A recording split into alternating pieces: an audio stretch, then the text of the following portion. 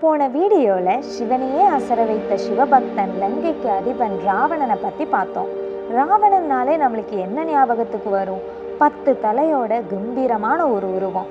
ராவணனோட 10 தலைக்கு பின்னாடி இருக்கிற ரகசியம் உங்களுக்கு தெரியுமா? ராவணன் பிறக்கும் போதே 10 தலை இருந்துச்சா, இல்லை ஏதாச்சும் வரம் பெற்று 10 தலை வந்துதா? இந்த மாதிரி நிறைய கேள்விகள் நமக்குள்ளேயே இருக்கு. ராவணனோட 10 தலைக்கு பின்னாடி இருக்கிற பொருள் என்னன்னு பார்ப்போம். கடவுள்கள் தன்னோட பக்தர்களை காக்கிறதுக்காக பல தலைகளை கொண்டாங்க. அப்போ ராவணனுக்கு எதுக்கு 10 தலை? அந்த 10 தலை எதை குறிக்குது? ராவணனோட நடந்த போரின் போது ஒவ்வொரு நாளும் ராவணன் ஒவ்வொரு தலையை இழந்தாங்கன்னு புராணங்கள் சொல்லுது.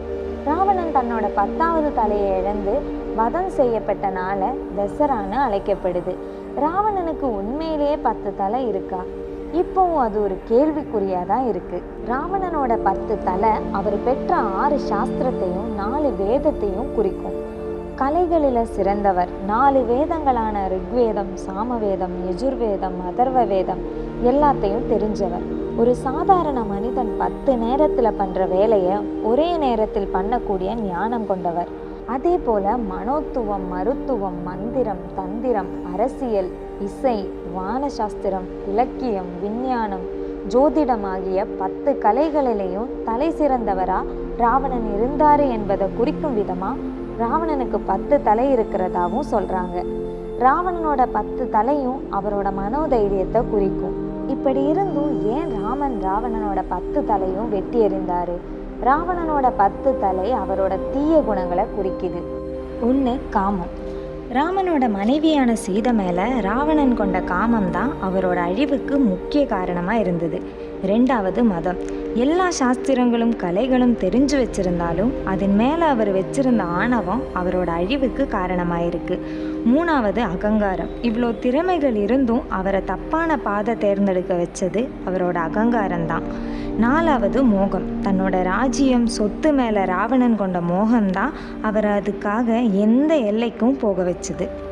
5. லோபம். ராவணன் கொண்ட பேராசை தான் நீதியை மறந்து ராவணனை சீதையை கடத்தி செல்ல வச்சுது. 6. குரோதம். தான் ஆசைப்பட்டது கிடைக்கலன்னு ராவணன் கொண்ட குரோதம் தான் அவரை அழிவுக்கு காரணமாக்குது. 7. மாச்சரியம். மற்றவங்க மீது ராவணன் கொண்ட பொறாமை அவரை தப்பான மார்க்கம் தேர்ந்தெடுக்க காரணமாக இருந்திருக்கு. 8. ஜடாதா. ராவணன் எப்பொழுதும் மற்றவங்க நலனை பார்க்க மாட்டார், தன்னோட நலனை மட்டுமே பார்த்து நடப்பார். 9. கிரினா. தன்னை எதிர்த்து பேசுகிறவங்க இல்லை செயல்படுறவங்க மீது அவர் கொள்ளும் வெறுப்பு அவரோட அழிவுக்கு முக்கிய காரணமானது. 10. பயம். தன்னை சார்ந்தவங்களை இழந்துடக்கூடாதுன்னு அவர் அதை தக்க வைக்க தப்பான வழிகளை தேர்ந்தெடுத்தார். ராவணனோட 10 தலைகளை அவர் கொண்ட ஞானத்தோடையும் அவரோட குணாதிசயங்களோடையும் கம்பேர் பண்ணி சொல்லுவாங்க. தோற்றத்தில் அவருக்கு 10 தலை இல்லை, ஆனால் அந்த 10 தலைக்கான ஞானத்தையும் அவர் பெற்றிருக்காரு.